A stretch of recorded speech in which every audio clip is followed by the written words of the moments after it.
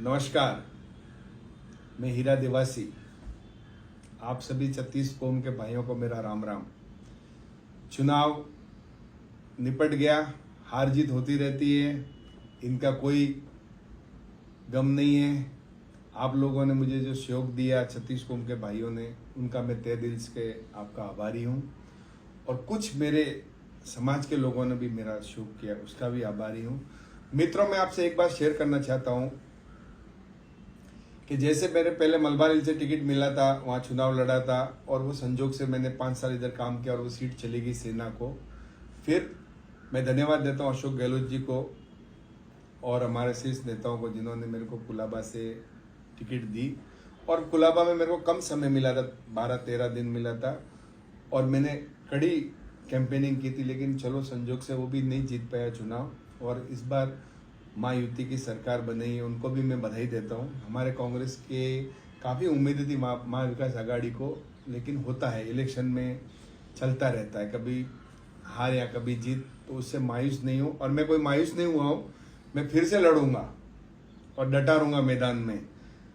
और इससे मेरा हौसला कम नहीं हुआ है। लेकिन सबसे बड़ी आपसे मित्रों एक बात शेयर करना चाहता हूँ कि हमारे विधायक जी रतन जी देवासी, जिन्होंने मेरे को रात को मेरी टिकट डिक्लेयर हुई, उसी रात को 2:30 बजे का टाइम, 1:35 या 1:45 बजे का टाइम था। सुनील पुरोहित जी गवाह हैं, उन्होंने बोला कि मेरा फेसबुक पे पोस्ट डाल, हीरा ऐसा तो हालांकि मेरे को डालना चाहिए था, मेरे शीर्ष नेताओं का, अशोक गहलोत जी का, जिन्होंने टिकट दिलाई, फिर भी उन्होंने बोला कि तुम मेरी पोस्ट डाल रात को। मैं बोला सुबह डालता हूँ। उनके कहने, उन्होंने लिख के भेजी वो पोस्ट, मैंने डाली कि मैंने टिकट दिलाया, तेरे लिए झोली लेके घूमूंगा और तेरे वास्ते पूरे भारत जहाँ पे अपने प्रवासी रहते हैं, अपने समाज के लोग रहते हैं, मैं झोली घुमाऊंगा और तेरे लिए पैसे लाऊंगा। मैंने उनकी पोस्ट शेयर की और दूसरे दिन मेरे फोरम में भी उन्हें आए। उसके बाद में मैंने 3-4 बार उनको फ़ोन किया, उनके पीए को फ़ोन किया, उन्होंने फ़ोन उठाया नहीं। और वो पिछले 15 दिन से अमीन खां जी हैं, हमारे मुंबा देवी के एमएलए, उनके यहाँ बैठे रहे। और भाइयों, मैं आपको समाज के बंधुओं से मैं एक निवेदन करना चाहता हूं कि अगर ऐसा रहा तो समाज का बेटा कभी एमएलए नहीं बनेगा, जिंदगी में याद रखना। मेरे साथ हुआ, कोई बात नहीं, उन्होंने फोन पूरी समाज को फोन कर करके दिया, जो मेरी छोटी मोटी मदद करना रहा, उन्होंने पर्सनल फोन कर करके उनको मना किया कि हीरा की मदद मत करना। अभी भी तुमको समाज वालों को ऐसा एमएलए चाहिए और समाज को भी यही एमएलए चाहिए, समाज को भी यही चाहिए है, तो मेरे को कोई नाराजगी नहीं समाज से। धन्यवाद है रतन जी को, धन्यवाद है समाज को। मैं तो ये है कि समाज में ऐसा एक बंदा बोलने वाला नहीं है, एक आदमी समाज में ऐसा नहीं है वो बोल सकता है कि भाई तुम राजस्थान से राजनीति करते हो, ये मुंबई से राजनीति करता है, इसने तुम्हारा क्या बिगाड़ा। तो वो बोलते हैं कि बीच में लोगों को कंफ्यूज किया कि उन्होंने 1 लाख रुपया फंड लिया किसी से, माउंट आबू वालों से, उससे मेरा नुकसान करवाया, मेरे साथ मेरे बारे में साजिश रची। मैं आपको क्लियर करना चाहता हूँ, उन्होंने मुझे गाय के लिए चंदा दिया था, मैं जब भी क्लियर दे बता सकता हूँ, उनको रसीद दिया और वो कुलाबा के वोटर थे, तो मैंने उनसे चंदा लिया, चेक से लिया। अगर मेरे में कोई गलत होता, ये होता तो मैं क्यों दिखाता था, चेक से क्यों लेता था। लेकिन उन्होंने अपने इलेक्शन में बहुत पैसे लिए उनसे, उनके साथ उनके संबंध थे, उनके ऊपर बलात्कार का आरोप भी है जो हाईकोर्ट में चल रहा है, वो चलता है। लेकिन इस टाइम पे मेरे को भाइयों दुख के साथ बोलना पड़ता है कि इतनी बड़ी समाज है, देवासी समाज में एक भी आदमी नहीं है बोलने वाला कि ऐसा क्यों।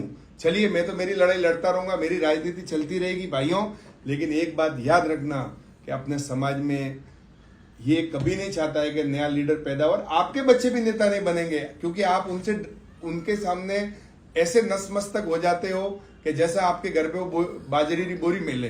क्यों डरते हो पूरा भारत के अंदर, उसने हर भारत के अंदर सारे लोगों को मेरे पास फोन आया कि हीरा भाई हम तैयार है, आ रहे, हम हीरा भाई आ रहे, तैयार है। जब इसका फोन गया उसके बाद में मेरा फोन उठाना बंद कर दिया। क्यों डरते हो, वो थोड़े घर बाजरी की बोरी मिले या थोड़े बच्चों को दिए, आपको नहीं डरना चाहिए। और अभी भी मैं आपको बोलता हूं कि अगर जिंदगी में एक चीज याद रखना, आगे बढ़ना है तो आपको देखो समाज को ऊपर आके ये सब चीजों से आना पड़ेगा। एक आदमी की समाज जागीर नहीं है। और मैं अभी भी बोलता हूं, मैं आज तो पहले तो मैं बोलता था कि चलो इतना मेरे मन में वो था क्या नहीं था, लेकिन आज मैं खुले चैलेंज के साथ बोलता हूँ, आज से रतन जी देवासी, मैं कोई डॉक्टर रमेश नहीं हूँ, मैं भरत देवासी नहीं हूँ, मैं हीरा देवासी हूँ। और आज से मैं तुम्हारे को दिखाऊंगा कि हीरा देवासी क्या है। और आने वाले समय में मैं लड़ता रहूंगा और डटा रहूंगा, और तुम्हारे जैसे कितने आएंगे, और कितनों भी तुम यहाँ के लोगों को पकड़ लो, मुझे हराने की कोशिश की तुमने और मेरे पैसे रुकवाए, तो भी हीरा डरने वाला नहीं, डटा रहेगा मैदान में। और आने वाला समय तुमको दिखाएगा हीरा देवासी क्या है। और अब तुम चुनाव लड़ो तो मैं खुद खुलेआम तुम्हारा विरोध करूंगा और तुम्हारा प्रचार में विरोध करूंगा कि इसकी मदद मत करो, क्योंकि तुमने मेरे साथ ये किया, एक रबारी के बच्चे के साथ तुमने ये जो घटना की ना, मुंबई में रहकर 15 दिन 1 फुट मेरी विधानसभा लगती, तुम 15 दिन में 1 दिन नहीं आए, मेरा फोन तक नहीं उठाए, और तुम्हारे पीए ने मेरा फोन नहीं उठाए, और तुम अमीन खां जी के यहाँ बैठे रहे और बातें करते हो समाज की। धन्यवाद समाज, मैं आपसे ये आग्रह करता हूं कि आपको जागरूक कर रहा हूं। आप ये मत सोचना कि हीरा हार गया है तो फर्स्ट स्टेट में आके बोल रहा है, यहाँ के वो पागल होके बोल रहा है। मैं फर्स्ट स्टेट में नहीं हूं, और कई चुनाव आएंगे और कई चुनाव, अगला चुनाव भी लड़ूंगा और मैदान में डटा रहूंगा, समाज की सेवा करता रहूंगा। लेकिन भाइयों, आपसे हाथ जोड़कर निवेदन है, इस आदमी से बचिए। ये राजनीति में चाहता है कि यही नेता रहे और कोई नेता नहीं रहना चाहिए देवासी समाज का। चलो मैं तो मेरा कैसा भी करके गुजारा करूंगा, लेकिन आने वाले समय में तुम्हारा बच्चा कभी राजनीति में आएगा या किसी और का बच्चा राजनीति में जैसे समाज का आगे बढ़ना चाहता होगा, या किसी समाज का बच्चा और राजनीति करना चाहता होगा, ये आदमी कभी आगे आने नहीं देगा। जागो देवासी समाज, जागो। और इससे ज्यादा मैं आपको कुछ नहीं बोलूंगा, आप खुद समझदार हो। राम राम सा।